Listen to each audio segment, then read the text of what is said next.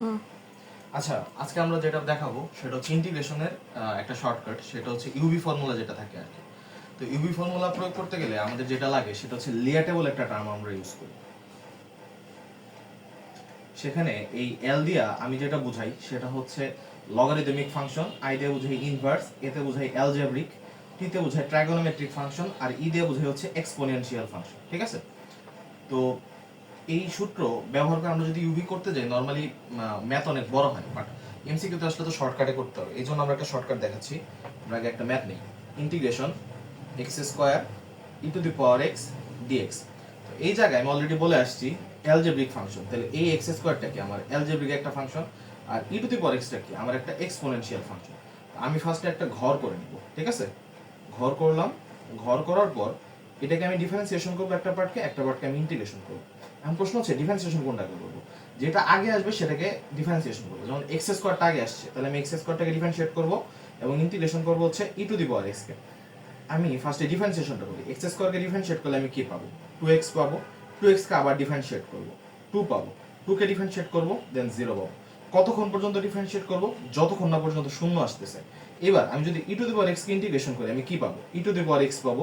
E to the power x কে যদি আবার integration করি ই টু দি পাওয়ার এক্স পাবো, আবার করলো আমি ই টু দি পাওয়ার এক্স পাবো। এই ক্ষেত্রে চিহ্নর একটা ব্যাপার আছে। প্রথমটা যেটা থাকবে ওটার চিহ্ন হবে প্লাস, তারপরটা হবে মাইনাস, প্লাস দেন হবে মাইনাস। এবার আমি যদি মিলাই লিখি, আমরা ক্রস গুণন করব একটার সাথে আরেকটা এভাবে।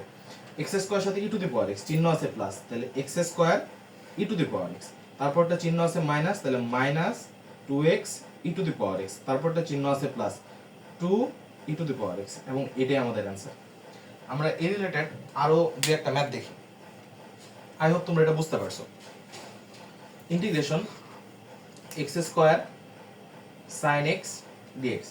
আবার সে আগের মতো ঘর বানাবো, একটাকে ডিফারেন্সিয়েট করব, একটাকে ইন্টিগ্রেশন করব। তাহলে এটা লিয়াটে অনুযায়ী এটা হচ্ছে আমার অ্যালজেব্রিক ফাংশন, আর এটা হচ্ছে আমার ট্রাইগোনোমেট্রিক ফাংশন। তাহলে ডিফারেন্সিয়েশন কোনটাকে করব আমি? প্রথমটাকে, অর্থাৎ এক্স স্কোয়ারকে। ইন্টিগ্রেশন করব সাইন এক্স কে।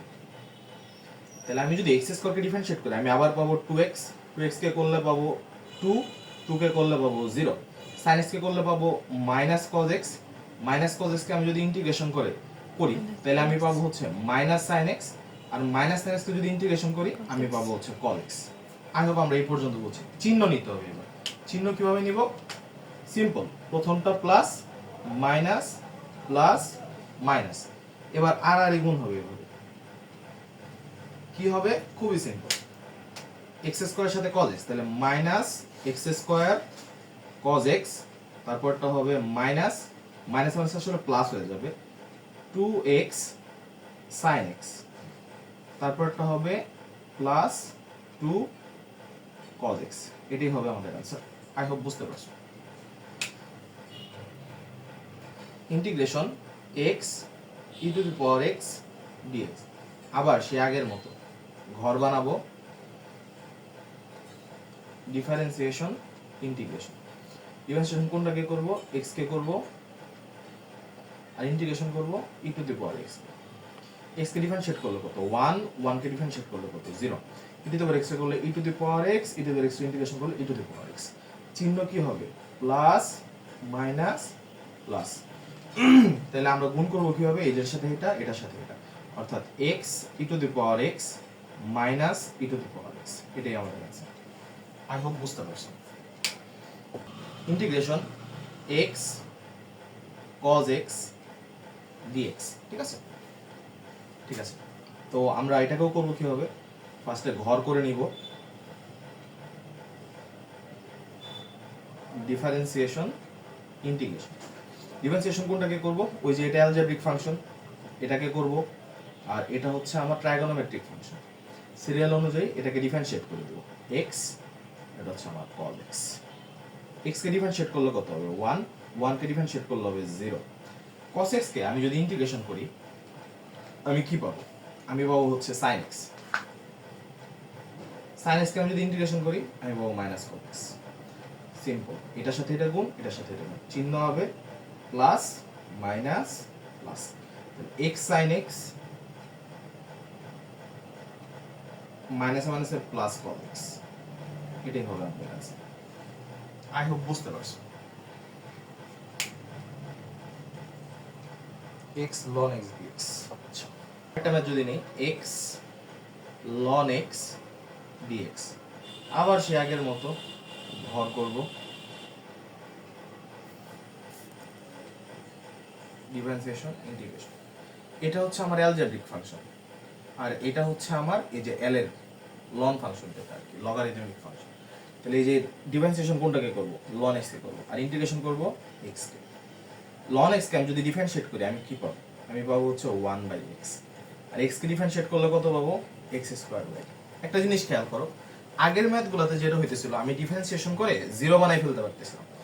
এইবার এই জায়গায় কত আসে 1/x, আমি যদি x ইনভার্স কে আবার ডিফারেন্সিয়েট করি আমি কিন্তু -1/x² পাবো।